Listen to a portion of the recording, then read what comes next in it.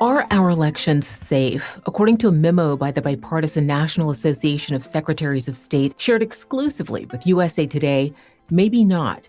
That memo raises broader concerns about election threat information sharing by the federal government with state officials. Should you be concerned? Hello and welcome to USA Today's The Excerpt. I'm Dana Taylor. Joining me now to talk through the significance of this memo and what it may mean for November's midterms is Sarah Wire, a senior national news reporter for USA Today. It's great to have you back on, Sarah. Thanks for having me. Let's start with some broad strokes here. First, what is this memo and how did USA Today come to have it? This was an internal memo that summarizes some meetings that the association and a partner group were having in March about what information they were getting from the federal government, but also about how confident states were that they would receive reliable, trustworthy information. We got the document from a nonpartisan national security transparency group, and the group is called Property of the People. They brought it to us wanting to make sure that everyone was aware that this was happening.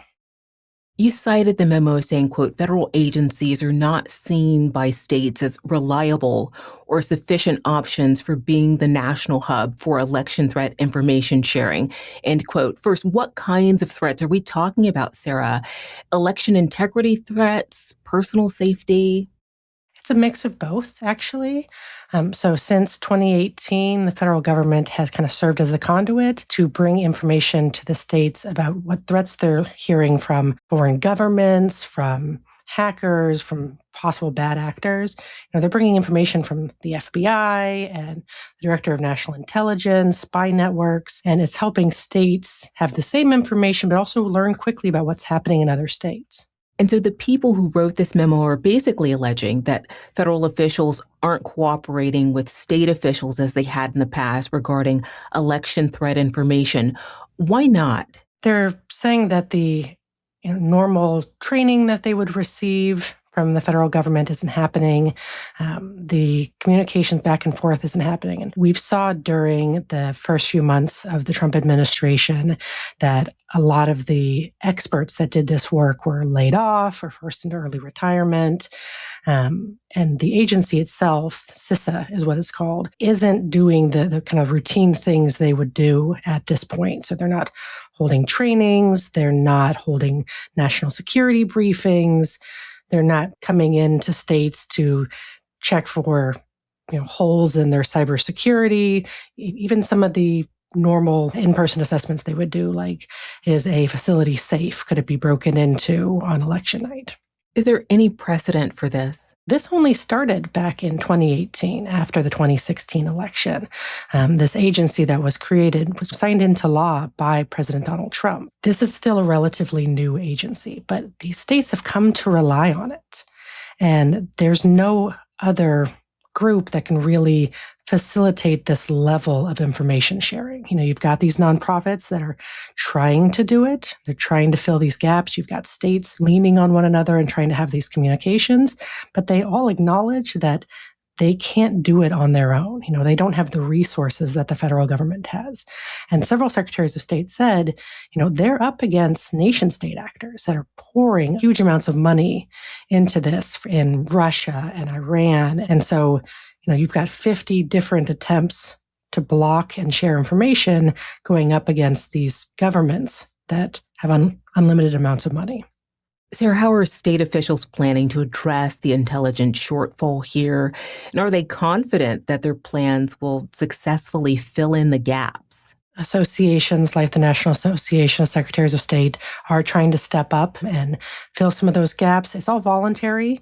They're holding more trainings. They're going to work with tech companies to try to make sure that all the states have the information they need. But, secretary after secretary told me it's going to be sufficient, but it's not going to be equal to what would happen under the federal government. A few told me that, they're worried that there's going to be a cyber attack and they might not even know until afterwards. I want to stick with the private tech companies. You mentioned they're rolling up their sleeves to help here. Which ones and how do they say they can help? The big tech companies like Google and Microsoft already track election threats, and they've done it on behalf of the federal government and on behalf of state governments for years now. They are offering to bolster the trainings they're doing and talk more with state governments, but it comes at a cost. Not all of this is free, and it was free coming from the federal government. So states are having to bolster the amount of money that they're putting forward. When I talked to secretaries, they said, the information they receive from the tech companies tends to be reactive, telling them, what's already happening, versus the information they were receiving from the federal government, which was more proactive and immediate. A Washington State Secretary of State told me that a couple of years ago, he received a call from the agency director in the middle of the night saying that a county's website was being accessed by an IP address out of a foreign government. And he was able to immediately react, disable access to the voter system, and turn off the whole website, send a quick reaction team to plug any holes. Learning that might happen after it already did from a tech company is not quite as useful. The National Association of State Secretaries also shared information about a White House communication related to this memo. Tell me about that. The association is bipartisan. They want to keep moving forward in a bipartisan manner and keep a working relationship with the White House. And so this letter sent March 11th was kind of laying out what they can do, but also what they're hoping to receive from the federal government and continue this partnership. We haven't seen much of a change in what the White House and this intelligence agency is willing to do. The really fascinating thing to me was that this letter was sent the same day that the meeting happened that the memo summarized. And so you could see that the association was already moving forward to do the work without the federal government. You mentioned the Cybersecurity and Infrastructure Security Agency, or CISA, earlier. Did you ask them for their response to these allegations? And if so, what did they tell you? I did. They're housed under the Department of Homeland Security.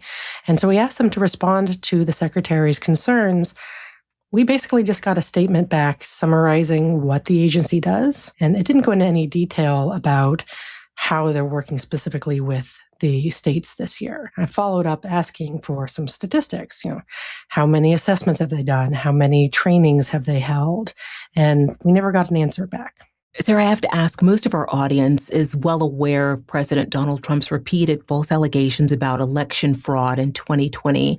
What, if any, role is politics playing in all of this? I heard different things from different secretaries. They definitely think this is very political. This CISA agency was created during President Trump's first term. He's the one who signed it into law. But after the 2020 election, CISA, which is a nonpartisan agency, came out and said there was no interference in the 2020 election. They had no indication that foreign governments were involved, that election machines were interfered with or anything like that. And the director of the agency was fired very quickly. So in some ways, it was not very surprising to see the reductions in CISA, but it had acted as a nonpartisan agency. It had acted as something that every state, regardless of party, could rely on. I heard from the states that they're kind of reeling that this is happening. What's your biggest takeaway from your reporting here, Sarah? States are trying their absolute best. Election officials, they might be partisanly elected in some states, but they don't see themselves as partisans. They want to do the best that they can for Americans. They see that as, more of their call is to uphold free and fair elections. And they want every tool and resource they possibly can have. And they wanted me to make sure that people knew that they don't see this directly interfering with elections themselves, because we have paper backups in every single state except for Louisiana when you cast a vote. And so they're not worried about it changing the outcome of the elections, but they're worried that not having this information could cause chaos in some areas on Election Day. Sarah Wyers, a senior national news reporter for USA Today. Sarah, it's great to see you again. Thanks for having me. Thanks for watching. I'm Dana Taylor. I'll see you next time.